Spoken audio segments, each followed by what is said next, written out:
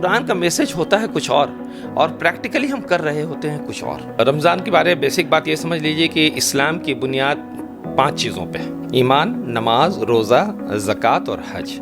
तो इन 5 बुनियादों में से एक बुनियाद है रमज़ान। तो अल्लाह ख़ुद कहता है कि मुझे किसी का भूखा रहना, किसी का प्यासा रहना मकसद नहीं है। असल चीज़ है कि वो अंदर से स्पिरिचुअलिटी आनी चाहिए, मन पवित्र होना चाहिए। तो ये स्वर्ग और नर्क किन्हीं लोगों के लिए तो है। हर आदमी चाहता है कि वो स्वर्ग में रहे। धर्म को कोई भी आदमी बहुत सेकेंडरी लेता है। आप देखते हैं अपने शरीर को, अपने करियर को, अपने घर को, मकान को, बाल बच्चे को बहुत प्राइम इंपॉर्टेंस देते हैं। अगर मान लिया हम सनातन धर्म को जानना चाहते हैं, समझना चाहते हैं, तो नीलेश जी से कुछ पूछ लिया, कुछ रमेश जी से पूछ लिया, कुछ सुरेश जी से पूछ लिया, इस तरह से नहीं हो। हमको जानना होगा कि भाई इसका मूल ग्रंथ क्या है। तो पता चलेगा कि मूल ग्रंथ जिसको कहा जाता है वो है वेद। ठीक है, उस वेद तक हमको पहुंचना होगा जिसको क्लेम करते हैं खुद सनातन धर्म के लोग। ये ईश्वरीय वाणी है जो हमारे ऋषि मुनियों के अंतःकरण पे अंकुरित की गई थी, है ना। तो हम उस तक जाएंगे तब सनातन धर्म पता चलेगा। वैसे ही इस्लाम को अगर जानना है तो कुरान को समझना होगा। जब तक हम कुरान को नहीं समझेंगे हम इस्लाम धर्म को नहीं समझ सकते। जी सर, बंटवारा करने वाले वही लोग हैं जिनको धर्म का ज्ञान बिल्कुल नहीं है। जिस तट पर प्यास बुझाने से अपमान प्यास का होता हो, उस तट पर प्यास बुझाने से प्यासा मरना ही बेहतर है। जिंदगी एक संग है, हमेशा नए नए आयाम को सिखाती है। और जो महीना चल रहा है रमज़ान का पवित्र महीना है, और इस समय वो तमाम जो मुस्लिम भाई लोग हैं रोज़ा रखते हैं, और ये पूरे महीने में क्या सब होता है उन तमाम खास जानकारियों के साथ हमारे साथ laparoscopic surgeon doctor Jamshed sir हैं। सर, रमज़ान इतना खास क्यों है और इसके पीछे की पूरी कहानी हम चाहते हैं कि एक बार हम लोगों से शेयर करें। शुक्रिया बहुत बहुत नीलेश जी आपका कि आप इस मौके पे रमज़ान के सिलसिले में कुछ बात रखने का मौका दे रहे हैं। सबसे पहले तो आपको भी मुबारकबाद कि आपकी भी रामनवमी इस हफ्ता चल रही है ना। तो आपके लिए खुद आपके आस्था के लिए बहुत इम्पॉर्टेंट होता है। तो स्पिरिचुअली आप खुद इम्प्रूव कर सकें इस मौके पे, ये मेरी कामना रहती है कि मर्यादा पुरुषोत्तम श्री रामचंद्र जी ने जिन मानव मूल्यों को सिखाया था उसको सात्विक रूप आप भी दे सकें अपने जीवन में, इसकी हम कामना करते हैं। और जहाँ तक रमज़ान का मामला है तो रमज़ान के बारे बेसिक बात ये समझ लीजिए कि इस्लाम की बुनियाद 5 चीज़ों पे। 5 चीज़ों में पहली चीज़ है ईमान। ईमान कहते हैं बेसिकली आम शब्द में समझे तो एक ईश्वरवाद के, कि उस ईश्वर एक है और निराकार है, अजन्मा है, अनादि है, अनंत है, सदा से है, सदा रहेगा। तो ये चीज़, इस पे ईमान रखना। और भी चीज़ें उसके ज़िम्मन में है, लेकिन शॉर्ट में ये चीज़ कि एक ईश्वरवाद पे ईमान रखना, परलोक पे कि ये जीवन ही सब कुछ नहीं है, जीवन के बाद एक जीवन मिलेगा और यहाँ के हमारे कर्मों के हिसाब से वहाँ पे हमारे लिए फ़ैसला होगा स्वर्ग और नर्क का। तो पहली चीज़ है ईमान। दूसरी बुनियाद है नमाज। तीसरी है रोज़ा। चौथा है ज़कात, जो साल में एक बार हम निकालते हैं। एक सर्टेन लेवल बताया गया है कि इतना लेवल का अगर किसी के पास धन संपदा होगी तो उसको अपनी कमाई का 2.5% निकालना होगा। तो चौथी चीज़ ज़कात है। और 5वीं है जीवन में एक बार हज करना, जिसको इतना संसाधन मैसर हो कि वो जा सकता है मक्का, तो उसको जीवन में एक बार हज कर लेना होगा। ये 5 बुनियाद हैं। तो इन 5 बुनियाद में से अगर कोई भी एक चीज़ मिस होती है तो बेसिकली इस्लाम का वो समझिए कि एक तरीके से उसको एक खेमा यानी एक पंडाल हम लोग जैसे कहते हैं ना, कि एक पंडाल है जिससे 5 पाया हम लोग देते थे। अब तो पंडाल वाटरप्रूफ बनने लगा। पहले जो शामियाना लगता था उसमें चारों कोने में एक एक बांस लगती थी और बीच में एक लगता था, है ना। तो उसी तरीके से कि ये 5 बुनियाद हैं, ईमान, नमाज, रोज़ा, ज़कात और हज। तो इन 5 बुनियादों में से एक बुनियाद है रमज़ान। आप अच्छा सर, रमज़ान कब से इसके बारे में जिक्र है? कोई ऐसी कहानी जो हम लोग जानना चाहें लोग? जी। और ये जितनी चीज़ें इंपॉर्टेंट हैं वो सब जो ईश्वरीय ग्रंथ है कुरान, उसमें इसके बारे डिटेल में दिया हुआ है। तो रमज़ान के बारे कुछ खुसूसियत, कुछ स्पेशलिटी भी है। मसलन जैसे नमाज है, तो नमाज के बारे जितने ऑर्डर्स हैं हमको, वो कुरान में हर जगह सैकड़ों की तादादें आपको मिल जाएंगे नमाज और ज़कात के लिए। अक़ीमुस्सलाह व आतुज़ ज़काह की तरह कि नमाज कायम करो और ज़कात दो, इस तरीके से। और वो डिफरेंट चैप्टर्स में 114 चैप्टर्स हैं लगभग। हम लोग सूरत कहते हैं, आपको समझाने के लिए हम चैप्टर्स शब्द का प्रयोग कर रहे हैं। तो 114 चैप्टर्स में बिखरे पड़े हैं नमाज और ज़कात के। हज के मामले में भी 2-3 चैप्टर्स में, सूरह बकरा, सूरह आले इमरान, सूरह हज में हज के बारे कहा। रमज़ान के साथ एक ख़ास बात है कि एक जगह उसके लिए जितने रिलेटेड ऑर्डर्स थे उसको एक जगह समूह दिया गया। और कुरान में जो दूसरा चैप्टर है, दूसरी सूरह, सूरह बकरा, उसमें 23वां रुकू कहलाता है, खंड जिसको हम लोग कह सकते हैं। उसमें 6 आयात हैं 183 से लेकर 188 तक, जिसमें रमज़ान के सिलसिले में ऑर्डर्स, अहकाम, इंस्ट्रक्शंस दिए हुए हैं। तो उसमें सबसे बड़ी चीज़ जो कही गई है वो ये है कि ए लोगो जो दावा करते हो ईमान का, या अय्युहल्लज़ीना आमनू, ए वो लोगो जो ईमान का दावा करते हो, वो तुम पे रोज़े फ़र्ज़ कर दिए गए हैं, है ना, जैसा कि पिछले लोगों पे भी किए गए थे। ऐसा नहीं कि रोज़ा मुसलमानों को, अभी के जो तथाकथित मुसलमान हैं, उनको पहली बार रोज़ा रखने का आदेश दिया गया। ये बता रहा है ईश्वर हमारा कि तुम्हारे लिए रोज़ा फ़र्ज़ कर दिया गया, ठीक वैसे ही जैसे पिछली उम्मतों पे भी। यानी लगभग हर कौम में, हर धर्म में आप देखेंगे कि रोज़े का कुछ न कुछ किसी रूप में तज़किरा मिलता है। तो ये चीज़ कहा गया कि तुम पे रोज़े फ़र्ज़ किए गए जैसे पिछली उम्मतों पे भी किए गए, ताकि उसका उद्देश्य बताता है, ताकि लअल्लकुम तत्तकून, यानी कि तुम तकवा अख्तियार कर सको। तकवा कहते हैं कि तुम बचना इन द सेंस, किस चीज़ से बचना, इसको समझना होगा नीलेश जी, कि किसी ने हमको पैदा कर दिया हमारी इच्छा के विरुद्ध। हमको, हमारी इच्छा भी नहीं थी, हमको पता भी नहीं था, और हम पैदा कर दिए गए। ये चलिए इच्छा थी कि नहीं थी ये नहीं मालूम, लेकिन अब इच्छा नहीं होती है किसी की मरने की, लेकिन उसको मरना ही पड़ता है। यानी कोई है जो कंट्रोल कर रहा है हमारे जीवन और मृत्यु को, जो कंट्रोल कर रहा है उससे डरना इन द सेंस के जैसे हमको जीवन यहीं गुजारनी है इसी धरती पे हर तरह के माहौल हैं, अच्छे माहौल भी हैं, बुरे माहौल भी। तो ऐसे बचा के ज़िंदगी गुजार के निकल जाना कि आपका दामन साफ़ हो। ठीक उसी तरीके से जैसे आप एक पगडंडी से गुजर रहे हों और पगडंडी के दोनों तरफ कांटेदार झाड़ियाँ लगी हुई, तो और आपने चादर ओढ़ी हुई है, तो अगर चादर गुजरा इधर उधर करते हैं तो कभी इधर की कांटे से उलझ जाता है चादर, फिर उसको छुड़ाते हैं, कभी इधर।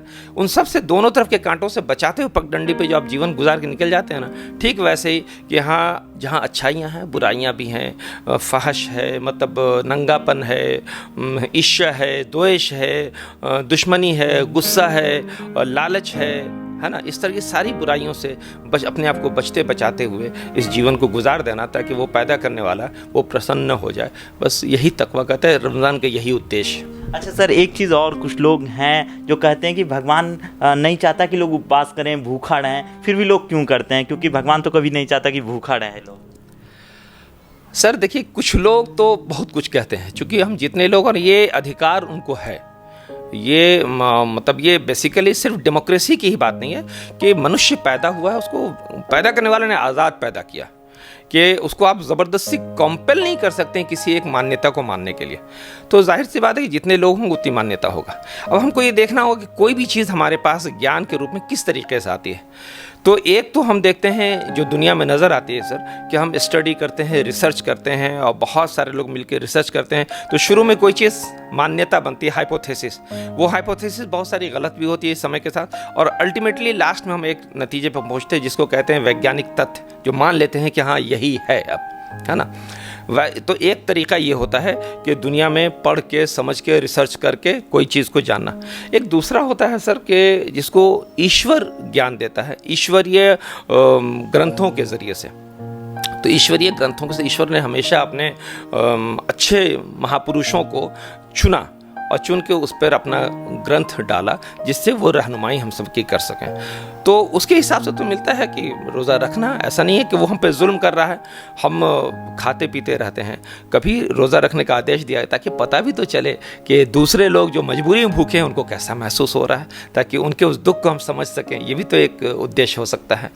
अच्छा सर, एक दिन एक कॉन्फ्रेंस आपका सुन रहा था, तो उसने आपने बहुत अच्छे तरीके से समझाया था कि ज़िंदगी का क्या मकसद होना चाहिए। एक बार फिर वो पूरी बातें हैं, ज़िंदगी का क्या मकसद होना चाहिए। हाँ सर, जीवन का बेसिक उद्देश्य तो यही होना चाहिए सर कि जिसने पैदा किया है, ये बात हम फिर बार बार कहते हैं सर कि सबसे पहले जो आस्तिक हैं हम उनकी बात कर रहे हैं, क्योंकि हमारे बीच बहुत सारे हमारे भाई नास्तिक भी हैं। तो अब नास्तिक से जब हम डिस्कस करेंगे तो टॉपिक ही दूसरे अंदाज से होगा। जब उनको हम समझाना चाहेंगे, अपनी बात रखना चाहेंगे, कॉम्पेल नहीं, ज़बरदस्ती नहीं, लेकिन होता है ना जब हम बात कर रहे हैं विचार विमर्श में तो बातें आएंगी, तो अगर उनको हम कन्विंस करना चाहेंगे, समझाना चाहेंगे तो वो टॉपिक दूसरा होगा। हम किसी भी आस्तिक की बात कर रहे हैं जो जानता है कि हाँ ईश्वर है जिसने हमको पैदा किया है, जो मृत्यु देगा, जिसको वो पुकार उठता है किसी तकलीफ के समय में।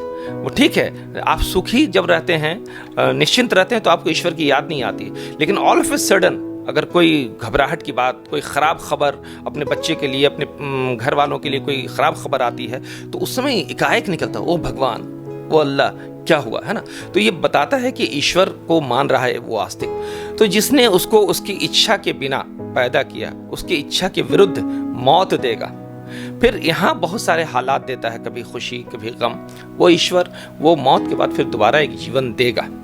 इसका प्रमाण हर जगह है, ग्रंथों में है। ये शब्द स्वर्ग या नर्क मेरा बनाया हो तो नहीं है सर, बनाया वो पहले का है। तो ये स्वर्ग और नर्क किन्हीं लोगों के लिए तो है। हर आदमी चाहता है कि वो स्वर्ग में रहे, अपने जीवन को यहाँ स्वर्ग जैसा बनाने की कामना करता है। तो जो परमानेंट अनंत काल का स्वर्ग है वहाँ तो जाना चाहेगा। तो इंसान का उद्देश्य ये होना चाहिए कि जिसने पैदा किया है सबसे पहले तो उसको वो खुश करते हैं ताकि वो प्रसन्न हो जाए। वो प्रसन्न होगा तो जाहिर सी बात है कि उसकी सारी समस्याओं को समाप्त करके हमेशा के अनंत काल के स्वर्ग में डाल देगा, जो जीवन का अल्टीमेट उद्देश्य होना चाहिए। अच्छा सर, एक चीज़ और आपने बहुत ही अच्छे तरीके से हम लोगों से साझा किया था कि कुरान की कुछ बेसिक बातें जो आप लोग बताना चाहेंगे, जो आप सब लोग को जानना चाहिए।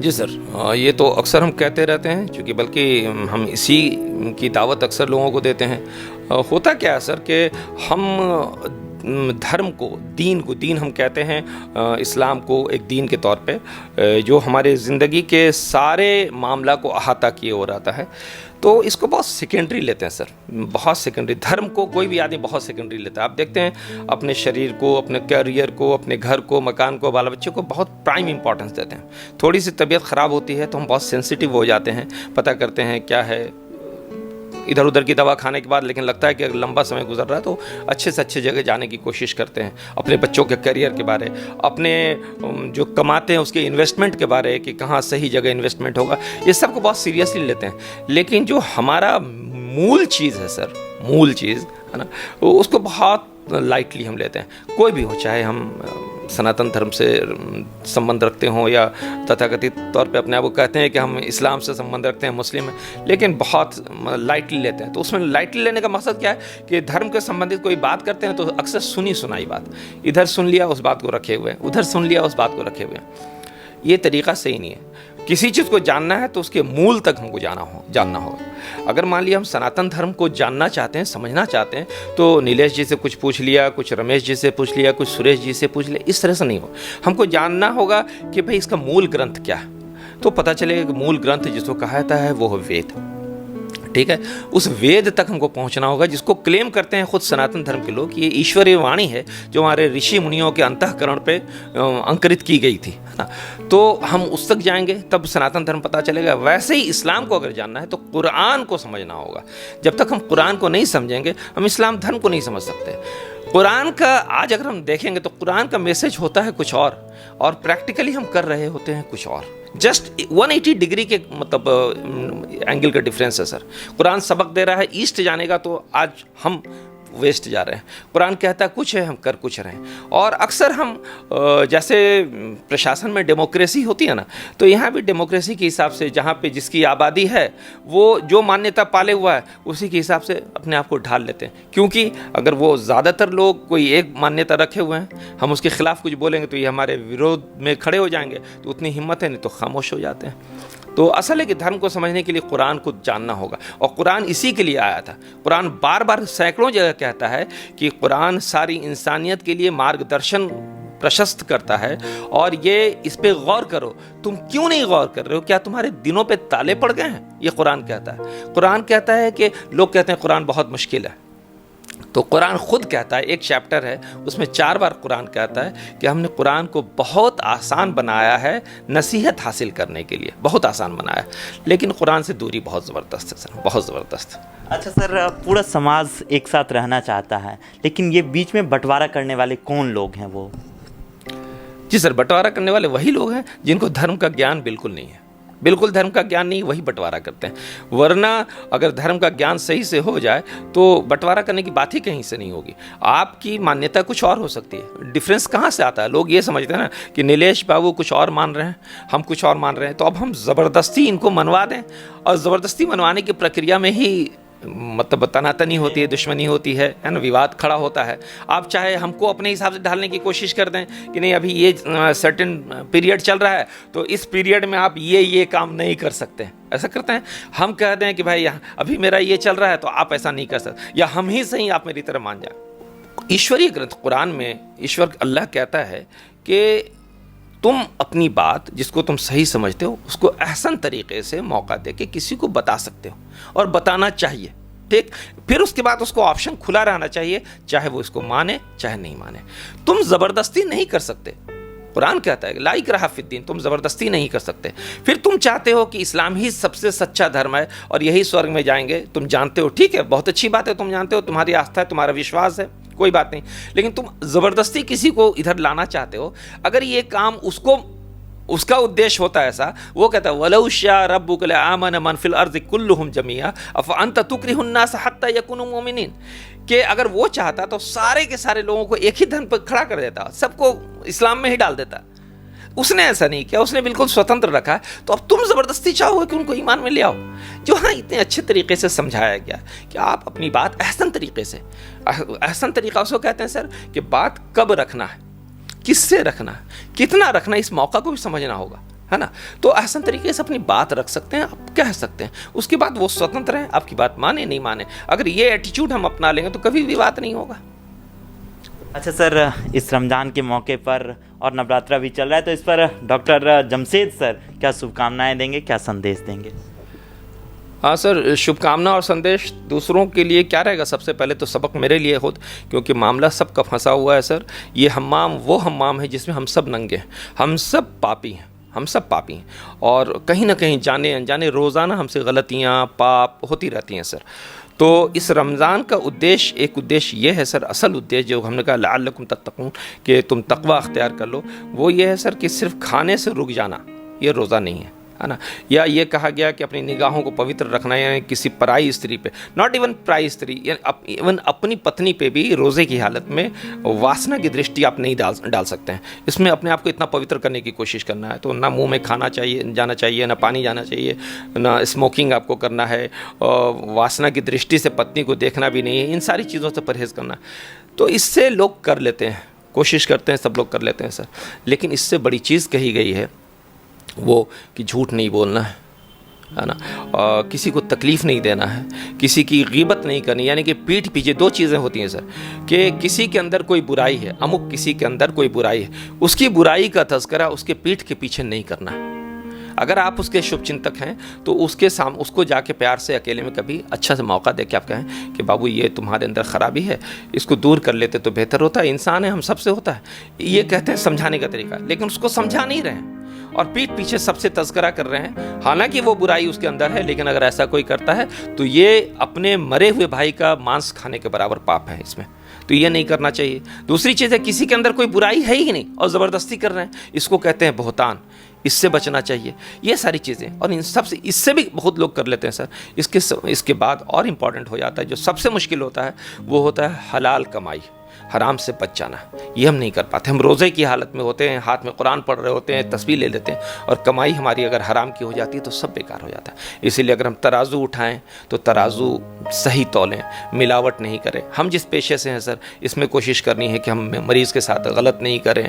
अगर जो चीज़ उसको है उसको एक्सप्लेन कर रहे हैं, उससे मुनासिब रकम लें, धोखा नहीं दें, ये सारी चीज़ें अगर ये कर पा रहे हैं सर, इसका फैसला तो वही करेगा, आप मेरे बारे में नहीं कर सकते, है ना। वरना आप दूसरों को देखेंगे तो हर आदमी गलत गलत लग रहा है। अगर हम कर ले रहे हैं, हमको नहीं मालूम हम कर पा रहे हैं कि नहीं, अगर कर ले रहे हैं तब तो हम उसकी नज़र में कामयाब हो जाएंगे। और अगर नहीं कर पा रहे हैं तो अल्लाह खुद कहता है कि मुझे किसी का भूखा रहना, किसी का प्यासा रहना मकसद नहीं है। असल चीज़ है कि वो अंदर से स्पिरिचुअलिटी आनी चाहिए, मन पवित्र होना चाहिए। क्योंकि सर किसी भी चीज़ में दो चीज़ें होती हैं, जैसे हम और आप बैठे हैं, हमारा शरीर है जो दिख रहा है, लेकिन यह शरीर ऐसे ही रह जाएगा, सिर्फ अंदर से आत्मा निकल जाती है तो ये शरीर निस्तेज बना रहेगा। फिर आप इसको चाहेंगे जल्द से जल्द हटा के, चाहे वो सिमरिया ले जाएं, चाहे कब्रिस्तान ले जाएं, यानी सिर्फ एक आत्मा निकल गई। वैसे ही हर अमल में भी आत्मा होती है, आत्मा रूह उसकी, वो अमल, वो रोज़ा, वो नमाज, उसके अंदर वो स्पिरिचुअलिटी आनी चाहिए। अगर वो स्पिरिचुअलिटी आ जाती है तो हम कामयाब हो जाते हैं सर।